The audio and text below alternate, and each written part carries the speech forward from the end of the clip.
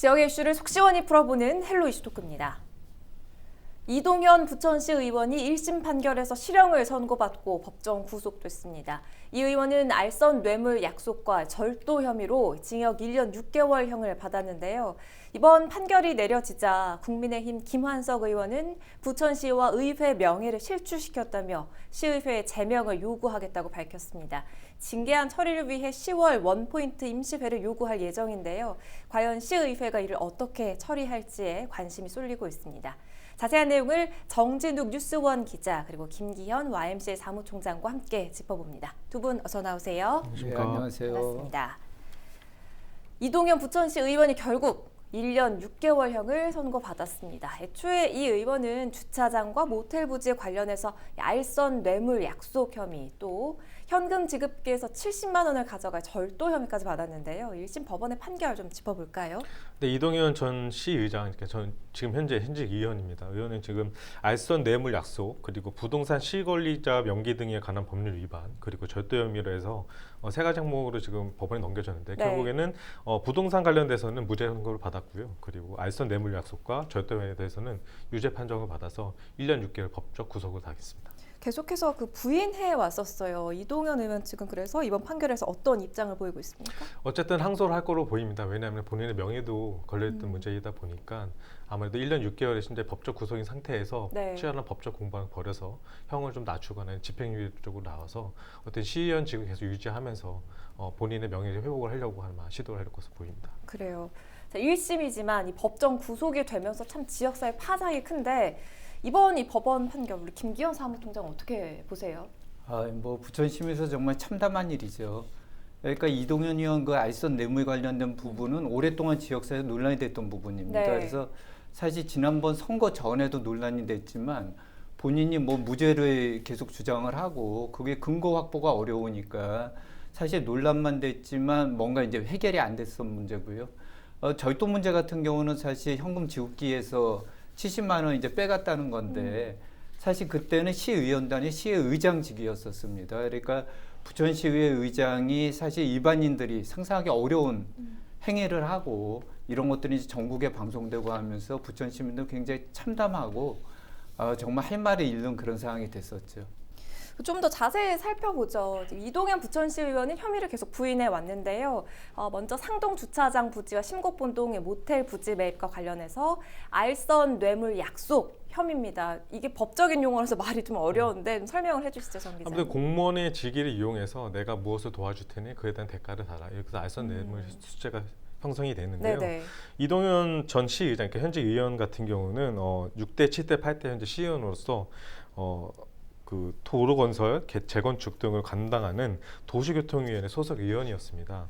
그래서 처음에는 이제 부천시 상동 주차장, 그러니까 상동 주차장에 대해서 부천시가 매입을 해서 주민들 편의시설 이용할 거라는 계획을 알고서 이 부지에 대해서 관심을 가져오다가 2015년 초순경에 청소 알고 있던 건축업자 두 분을 통해서 9억 원의 어느 정도 시세차익을 남길 수 있으니 그에 대한 개발 수익의 40%를 넘겨라. 이렇게 해서 공동 투자 약정서를 썼고요. 또 모텔 부지에 관련돼서도 내가 건축심의 인허가를 맡을 테니 위부지 매입을 해서 건축가지고 마을에서 부천시 공무에 역량을 행사해서 공동주택의 시민이 인허가 해주는 것처럼 행사하면서 그에 대한 대가로 수익의 30%를 요구했습니다. 네. 자, 말씀해주신 이 혐의에 추가적으로 자동 현금 지급비에 있던 70만 원 현금을 가져간 혐의도 추가가 됐어요. 그래서 알선 뇌물 혐의, 약속 혐의와 절도 혐의까지 모두 법원에서 인정했다 이렇게 볼 수가 있는 거죠? 네, 맞습니다. 어쨌든 본인은 심신미약 상태에서 이 범행을 저질렀다라고 주장을 했지만 재판부에서는 그렇게 보지 않았어요. 결국에는 어떻게 얘기를 했냐면은 어쨌든 CCTV를 봤을 때 이 분명히 단순히 술에 취했었다 했을 정도 행위가 아니다. 그리고 그 돈을 가지고 났을 때도 나중에 그 행위 자체가 적법하지 않았다고 해서 절도죄를 인정을 했습니다. 그렇군요.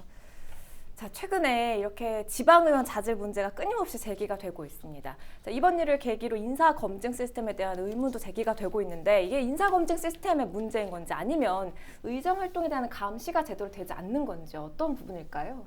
두 문제가 다 있는 거죠. 그런데 사실 인사검증 시스템이 더 크다고 저는 그렇게 생각을 합니다. 네. 사실 이동현 의원 보면은 정 기자님도 좀 전에 말씀하셨지만 그 알선 뇌물과 관련된 논란은 선거 전부터 있었어요. 네. 근데 그런 논란이 있었음에도 불구하고 공천이 됐고, 그 다음에 선거에서 당선이 됐고, 그 다음에 이제 더 심각한 문제는 나중에 시의회 의장으로 또 당선이 됐습니다. 네. 그래서 시의회 의장으로 당선될 때 보면은 다수당의 다선 의원이 보통 이제 관례적으로 되죠. 그래서 그렇죠. 어떻게 보면 시의회 의장이랑 굉장히 중요한 자리가 공정한 경쟁, 공약 이런 것들에 대한 검증 과정이 없게 시의회 의장으로 되고, 시의회 의장이 직위를 가지고 또 이제 절도 혐의가 연루가 돼서 굉장히 하여튼 파장이 컸었던 거죠. 그래서 네. 사실 어떻게 보면은 전국적인 사안으로까지 우리의 어떤 시스템 자체가 그렇게 만들어진 과정이었던 거고요. 다시 이제 얘기를 거슬러 생각을 하면, 그러면은 왜 그런 논란의 소지가 있고 그 경찰 조사나 이런 과정들이 있었음에도 불구하고 공천이 되고 시의원으로 당선이 됐느냐 하는 문제도 또 있는 거죠. 그렇죠. 그런 과정을 보면 우리가 지방자치단체가 굉장히 중요한 의미를, 풀뿌리 민주주의의 상징으로 도입이 됐지만, 사실 지방선거가 이루어지는 과정 자체가 시장, 도지사, 교육감 이게 다 동시에 선거가 되잖아요. 그러다 보니까 그런 중요한 선거에 시민들의 관심이 가 있고, 어떻게 보면은 굉장히 중요한 역할을 하는 지방의회는 사각지대에 있는 것처럼 잘 모르는 채로 뽑히는 그러다 보니까 네. 정당의 공천이 절대적으로 작동하는데, 또 정당 구조는 거대 양당 구조. 그래서 지방의원 보면 한 선거구에서 2명 내지 3명이 선출이 되거든요.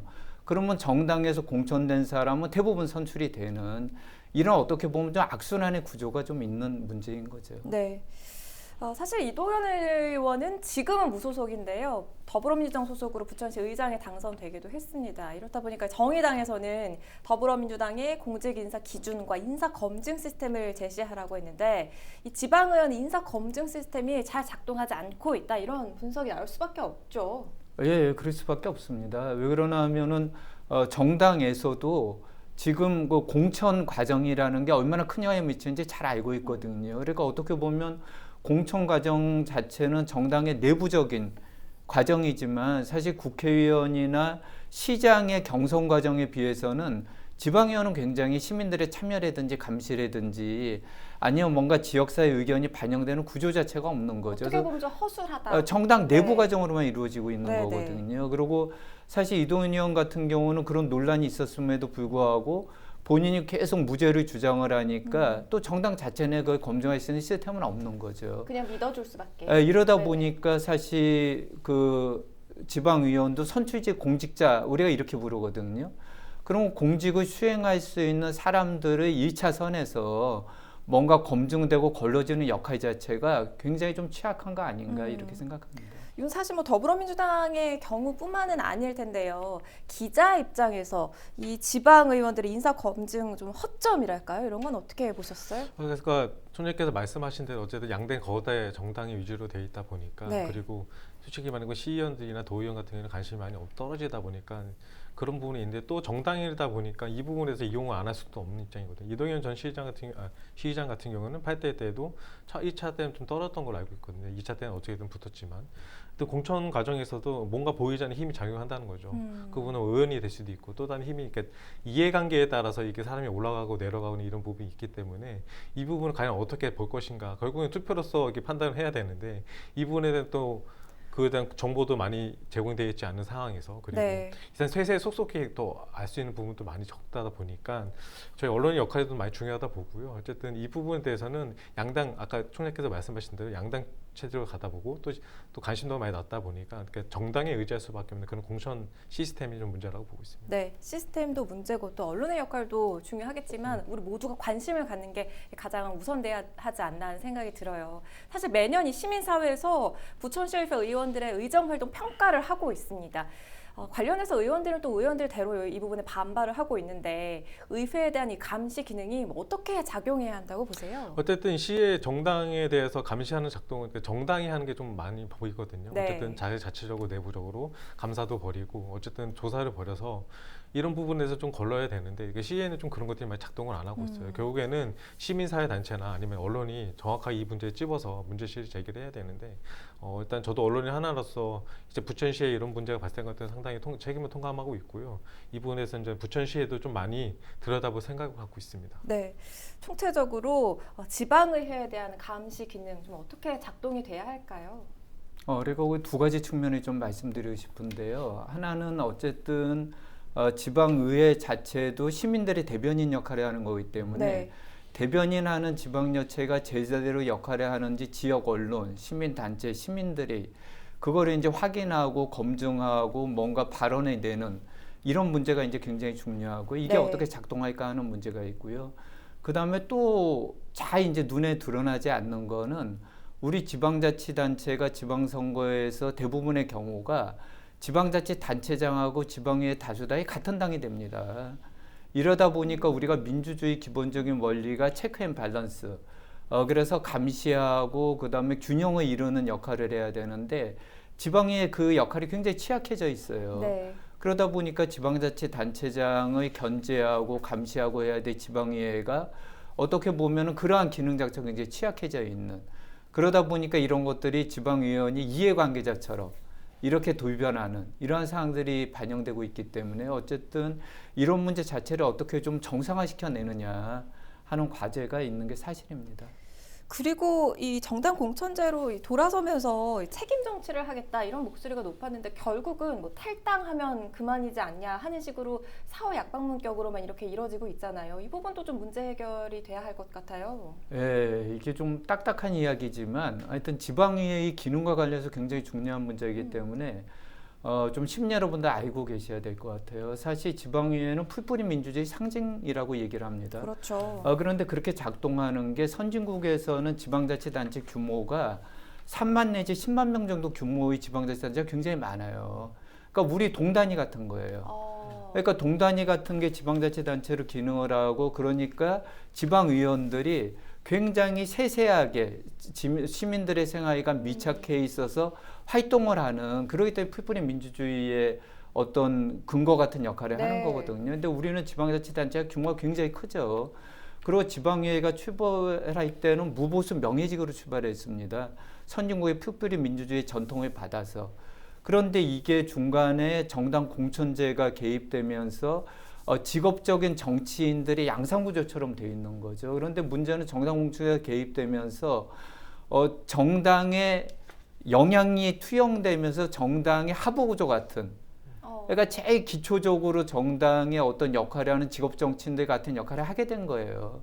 그러다 보니까 정당 자체의 견제 장치라든지 균형 이런 것들이 굉장히 중요한데 그런 건 굉장히 약화된 상태 내에서 지방의원들은 직업 정치라고 부르지만 그러한 식의 아까 말씀드렸던 여러 가지 구조적인 취약성 속에서 일을 하게 되면서 풀뿌리 민주주의 역할도 제대로 안 되고 있는 거죠. 그래서 사실 굉장히 많은 시민들이 여론조사를 하면은 기초위에는 정당 공천을 배제해야 된다. 이런 목소리가 저는 굉장히 정당하다 네네. 이렇게 생각을 합니다. 이 좀 근본적인 내용을 짚어봤는데 다시 이 내용으로 들어가 볼게요. 지금 경우에 따라서 2심과 또 3심에서 조금 더 법적인 다툼을 해봐야 알겠지만 지금 같은 이런 불미스러운 일이 반복되지 않아야 할 텐데 그런 방법이 없을까요? 그러니까 지금 이 잘못된 구조 자체가 완전히 바뀌는 수밖에 없고요. 그리고 사실 어떻게 보면 선출직 공직자가 책임의식이 굉장히 분명해야 되는데 이동현 의원 같은 경우 알선수뢰죄도 계속 이제 본인은 논란이 되던 무죄를 주장했었고 또 절조 때조차도 본인이 책임지는 모습은 전혀 보이질 않았었던 거죠. 그러니까 사실 징계 규정이나 이런 것들이 지금보다 좀 명료하게 만들어져야 되지 않나 그렇게 생각을 합니다. 그러니까 의회 내 자정작용도 참 아쉽습니다. 이번 판결 이후에 국민의힘에서는 징계 요구서를 제출하고 또 제명 절차를 밟겠다 이렇게 밝히기도 했지요. 네, 맞습니다. 국민의힘 김한석 의원이 징계 요구안을 제출하려고 하는데요. 일단은 민주당에서는 정재현, 송혜숙, 김성영, 권유경 그리고 홍진아 의원이 일단은 제명에 찬성을 했고요. 네. 김주삼 의원 같은 오늘 중으로 비사 표명할 예정입니다. 그리고 국민의힘 같은 경우는 김한석 의원 그리고 구점자 남미경, 윤병현 의원이 제명의 절차에 대해서 어때는 오케이를 했습니다. 그래서 이 사람은 일단은 제명시킬 건지 본회의를 사갈할 건지 출석할 건지 제명 요구지 세 가지를 한개 가지고 투표를 하게 됐는데 일단은 네. 이 28명 중에 10명이 일단은 찬성을 했기 때문에 안건은 올라갈 것으로 보이고요. 일단은 본회의 안건 올려면 투표로 찬반 투표로 해서 진행을 하게 됩니다. 근데 김한석 의원한테 물어봤어요. 이 부분에 대해서 어떻게 지금 왜 제명을 하게 되는지 물어보니까 일단은 최초에 이제 판결이 나오기 전까지는 본인이 워낙 아니라고 영광하게 얘기를 하니까 무죄 추정의 원칙이 있지 않습니까? 이 부분에 있어서 쟤는 어쨌든 의심은 되지만 이 법원의 판결이 나오지 않아서 이 무죄 추정의 원칙에 대해서 어쨌든 이 부분에 갖고 서로 이렇게 저울질을 했었었는데 결국에는 법원에서 1년 6개월이라는 어쨌든 법적 구속 상태라는 이 선고를 하면서 상태가 이제 무죄 추정이라는 게 완전히 깨졌다. 이렇기 때문에 의원으로서 본인이 같으면 의원으로서 마음 아프지만 그래도 잘랄 건 잘라야 된다라는 생각을 가지고 일단 제명 요구를 하게 됐고 네. 일단은 좀 아쉬운 것도 있다고 했어요. 7월 11일 날 그런 문제가 부거졌을 때 당에 부담을 주지 않겠다고 당에서는 나왔지만 왜 의원직을 사퇴하지 않았는지 이 부분에 대해 좀 더 다시 한번 명확하게 찝었었던 부분이 있고요. 일단은 만약에 이동현 전 시의장이 전인이 이제 문제가 있다고 생각해서 본인이 사퇴를 한다면 이런 제명 요구안은 성사가 되지 않습니다. 본인이 사퇴를 했으니까요. 하지만 본인이 계속 의원직을 유지하고 항소를 통해서 뭔가를 하건다고 하면 이 제명 요구안이 아마 올라갈 것으로 보이겠습니다. 그래요. 그 민주당 다수 의원들도 지금 참여하고 있다라고 알려주셨는데 내부 분위기는 어때요? 당 내부 분위기요? 일단은 좀 갈린 것 같아요. 부분이. 그래서 같은 시의원으로서 이렇게 지켜야 될 이거는 민주당뿐만 아니라 국민의힘 내부에서도 그러니까 지금 의원들이 국민 내부 네 분밖에 지금 찬성하지 않지 않았습니까? 그러니까 어제 의원직으로서 시의원으로서 그래도 아직 20명 있고 대법원 판례 결과가 있으니까 의원직을 유지하면서 그 부분에 대해서 한번 지켜보자는 입장이 있는 거고 네네. 또 하나는 어쨌든 선고가 됐으니까 법적으로 문제가 있으니 시민의 대표할 수 있는 그런 기능으로서는 이미 상실됐다 이렇게 판단하면서 제명 요구가 맞다 해서 약간 양분의 관계로 지금 나눠주고 있습니다. 네, 10월 중순에 상동 영상단지 부지 매각 동의안 통과를 위해서 원포인트 임시회가 예정돼 있는데 지금 여기서 이 문제도 다뤄질 가능성이 크죠. 어떻게 제명이 되리라 보십니까, 사무총장님? 그거 잘 모르겠어요. 그런데 어쨌든 의회가 최소한도 단호하고 엄정한 조치를 해야 되는 사안인 거죠.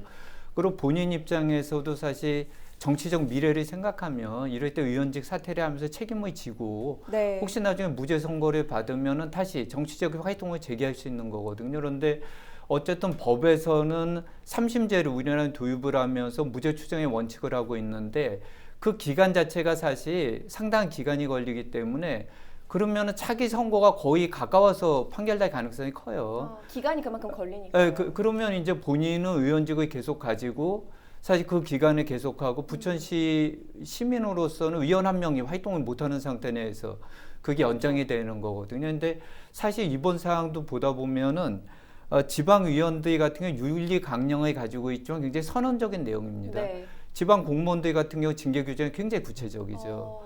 그런데 이렇게 선언적 내용을 한 거는 선출직 공직자이기 때문에 시민들의 판단을 주기적으로 받으니까 선언적 윤리 강령을 가지고 있는데 이러한 엄청난 일이 발생했을 때 어떻게 처리를 하느냐. 네. 여기에 대해서 본인이 단호한 조치로 책임을 지든지 아니면 의회에서 단호한 조치를 취해야 되는 거죠.